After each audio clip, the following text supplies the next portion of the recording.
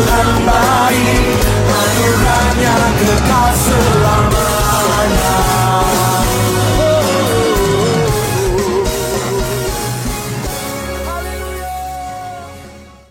Shalom dan selamat pagi saudara-saudari.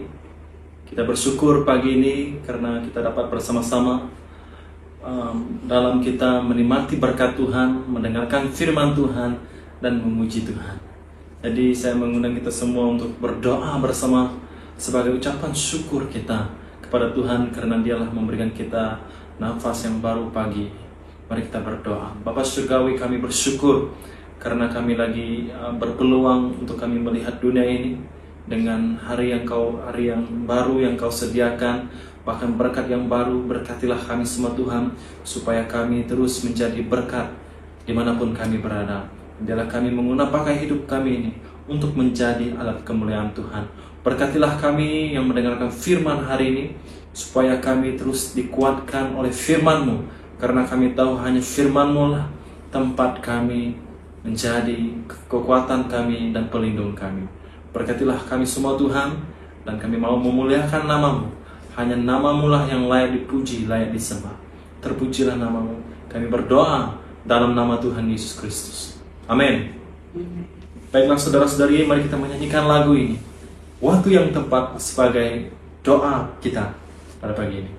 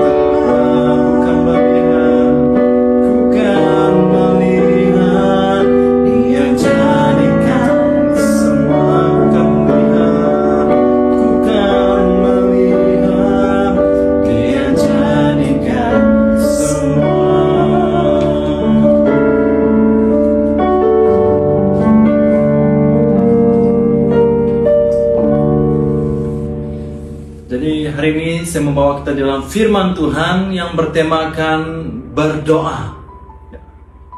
Jadi tadi yang backup singer saya itu adalah istri saya dan juga anak saya. Jadi kita bersyukur karena pagi ini kita bersama-sama menikmati berkat Tuhan, dan saya ingin membawa kita dalam firman Tuhan yang bertemakan berdoa.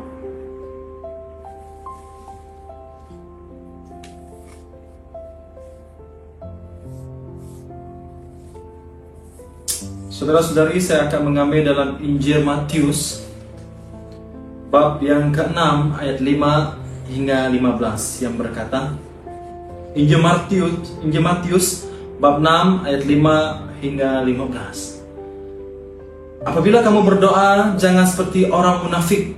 Mereka suka berdoa sambil berdiri di rumah ibadat dan di simpang jalan supaya dilihat orang.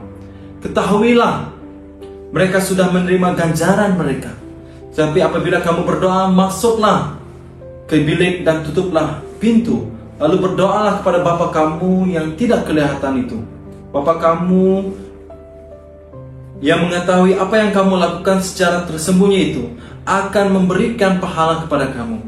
Apabila kamu berdoa, jangan gunakan banyak kata yang tidak berarti seperti yang dilakukan orang yang tidak mengenal Allah. Mereka menyangka bahwa Allah akan mendengarkan permintaan mereka karena doa mereka panjang. Jangan berbuat seperti mereka. Bapa kamu mengetahui apa yang kamu perlukan sebelum kamu memintanya. Sepatutnya kamu berdoa begini. Ya Bapa kami yang di surga, Engkaulah Allah yang esa, semoga Engkau disembah dan dihormati.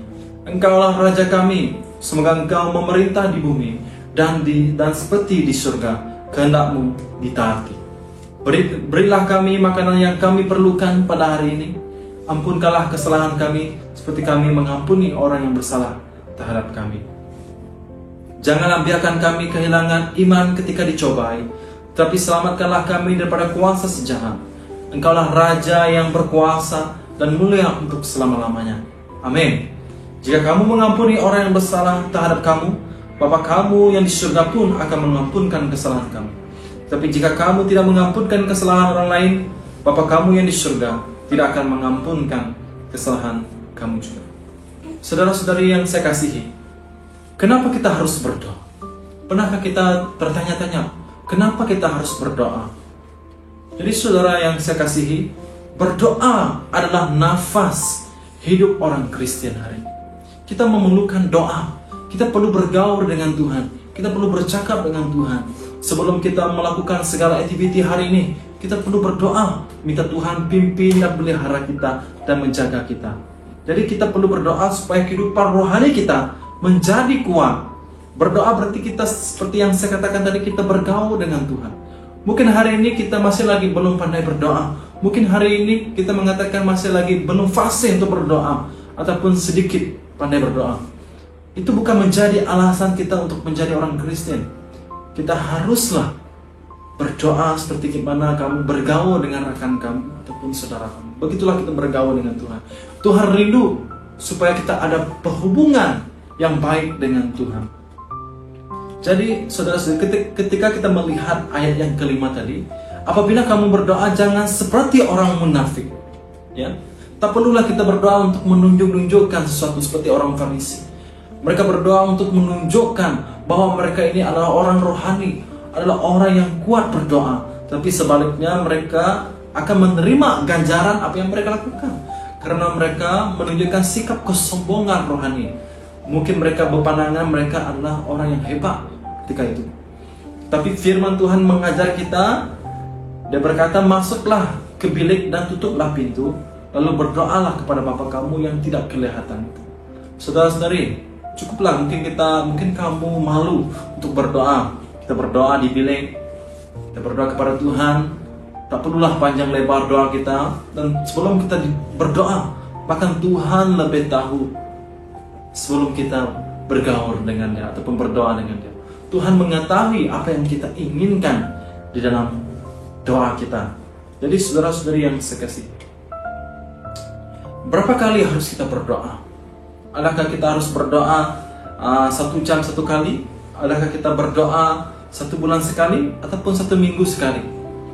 Jadi dalam 1 Tesalonika bab 5 ayat 6, ayat yang paling terpendek, dia berkata, dan berdoalah sentiasa. Jadi ayat ini mengajar kita, mengingatkan kita, berdoalah sentiasa. Bukan hanya memerlukan saja baru kita berdoa, tapi berdoa itu adalah sentiasa dalam kehidupan kita hari ini. Mungkin doa kita selama ini belum terjawab. Kenapa doa kita belum terjawab? Mungkin sudah sekian lama kita berdoa, tetapi belum terjawab doa kita. Mungkin kita mau meminta sesuatu perkara yang mungkin bukan kehendak Tuhan. Mungkin sebab itu doa kita tidak dikabulkan. Jadi saudara-saudari, ada syarat jika kamu mau doa dikabulkan. Yang pertama, itu Tuhan tidak akan menjawab doa kita jika kita berdosa dalam hati yang belum diakui, atau dosa yang terus-menerus dilakukan. Mungkin sesuatu yang terjadi dalam kehidupan kita yang belum kita akui dengan Tuhan. Belum pernah kita mengakui dosa kita. Mungkin sebab itulah doa kita tidak dikabulkan, ataupun doa kita bukan tidak didengar Tuhan, tapi mungkin tidak berkenan di hati Tuhan. Saudara-saudari, kita harus mengakui kesalahan kita, dosa kita, maka doa kita pasti akan dikabulkan. Mungkin bukan hari ini, mungkin tiba masanya Tuhan akan mendengarkan doa kita. Jadi jangan kita meragui kita tidak pandai berdoa, tapi sebaliknya kita harus berdoa. Seperti mana yang dikatakan, doa orang yang benar besar kuasanya. Jika kita mau berdoa untuk segala sesuatu dengan iman, kita percaya kepada Tuhan, pasti doa kita itu berkuasa. Bukan doa untuk para hamba Tuhan saja yang berkuasa, tapi semua orang yang percaya adalah doa mereka berkuasa. Jadi oleh itu, di dalam Yakobus bab 5 ayat 16-17 berkata, oleh itu hendaklah kamu saling mengakui kesalahan dan berdoa bagi satu sama lain, supaya kamu disembuhkan. Doa orang yang melakukan kehendak Allah mempunyai kuasa yang besar. Kamu lihat perkataan di sini, doa orang yang melakukan kehendak Allah mempunyai kuasa yang sangat besar. Ya, dalam Yakobus bab 5 ayat 16-17, dia berkata, dia mengambil contoh seorang nabi. Elia pun orang biasa seperti kita. Dia berdoa dengan tekun supaya hujan tidak turun, dan hujan pun tidak turun selama 3 tahun setengah. Kamu bayangkan, Nabi Elia seorang yang biasa saja, tapi apabila dia berdoa dengan iman dan percaya dan dengan tekun, doa dia dijawab. Bahkan tuh hujan pun tidak turun selama 3 tahun setengah. Kamu tengok betapa berkuasanya doa. Kalau hari ini kamu belum pernah berdoa, kalau hari ini kamu belum pernah meminta dengan Tuhan, maka firman Tuhan berkata dalam Yohanes 16:24, hingga saat ini kamu belum pernah minta apa-apa demi namaku. Mintalah, lalu kamu akan menerimanya, supaya kegembiraan kamu sempurna. Jadi pernahkah kita meminta sesuatu dengan Tuhan? Pernahkah kita berdoa dengan Tuhan? Mungkin jarang, mungkin tidak. Jadi tanyalah diri sendiri kita, adakah kita selama ini mengabaikan doa dalam kehidupan kita? Jadi sebab itu kita bersyukur, karena dalam firman hari ini Tuhan mengajak kita satu doa yang sangat sempurna, yaitu doa Bapa kami. Ya, kita bersyukur karena Yesus sudah mengajarkan doa ini yang sangat sempurna. Ya, seperti mana setiap minggu kita berdoa dalam doa Bapa kami. Ya, doa ini sangat sempurna, sangat bagus, karena dia mengajar kita bahwa dialah satu-satunya Bapa kita yang harus dihormati. Dan Tuhan itu mengajar kita bagaimana cara Tuhan itu memberkati kita lewat dari apa yang kita makan, berkat-berkat dan segala keperluan kita. Dan Tuhan itu sedia mengampuni kita di dalam doa Bapa kami ini. Jadi saudara-saudari yang saya kasihi, namun kita harus ingat di dalam ayat 14-15 yang berkata, jika kamu mengampuni orang yang bersalah terhadap kamu, Bapa kamu yang di surga pun akan mengampunkan kesalahan kamu. Tetapi jika kamu tidak mengampunkan kesalahan orang lain, Bapa kamu yang di surga tidak akan mengampunkan kesalahan kamu juga. Saudara-saudari yang saya kasihi, jadi kita harus belajar mengampuni, berdoa kepada orang itu. Mungkin orang itu pernah melakukan kesalahan terhadap kita, pernah mengecewakan kita, tapi kita harus belajar mengampuni, belajar mengasihi. Barulah Bapa di surga akan mengampunkan kesalahan kita. Tetapi kalau kita tidak mau mengampuni, bahkan mengasihi orang, jadi berarti Bapa di surga pun tidak akan mengampunkan kesalahan kita. So, sangat mudah difahami firman. Jadi sebagai kesimpulannya, kadangkala masa itu bukanlah masa yang sangat sesuai bagi doa kita dikabulkan. Oleh itu Tuhan menjawab, tunggu. Tuhan bukan tidak mendengar, Tuhan mendengar. Tapi kita percaya bahwa doa kita itu akan pasti terjawab. Yang penting kita harus sabar dan menunggu. Akan tetapi Tuhan tetap mendengar doa kita dan Dia tetap memberi jawaban sesuai dengan kehendaknya. Sampai di sini saja firman Tuhan. Biarlah kita terus berdoa sentiasa. Dimanapun kita berada, kita berdoalah. Karena doa itu adalah sesuatu kehidupan, gaya hidup kita sebagai orang Kristen. Ya, jadi sampai di sini saja firman Tuhan. Mari kita berdoa. Tuhan, kami bersyukur karena firman-Mu mengajar kami arti supaya kami sentiasa menjadikan doa dalam kehidupan kami. Apapun yang kami lakukan, biarlah kami terus berdoa, bergaul dengan Tuhan, karena Tuhan Yesuslah telah menjadi teladan.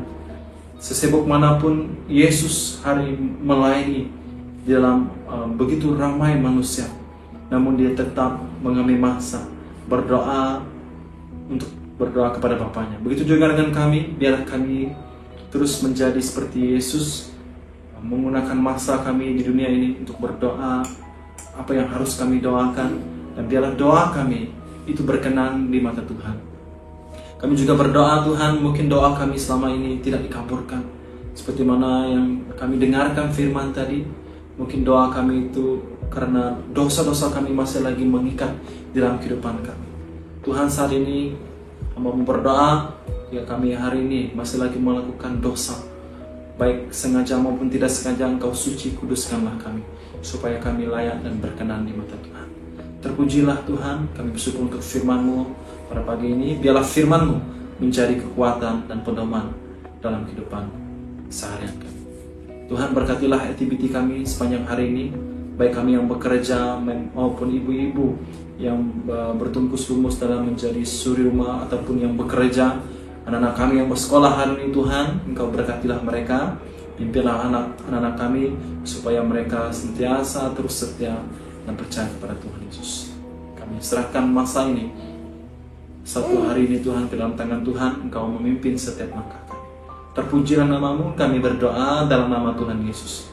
Amin. Jumpa lagi pada hari yang seterusnya. Tuhan memberkati.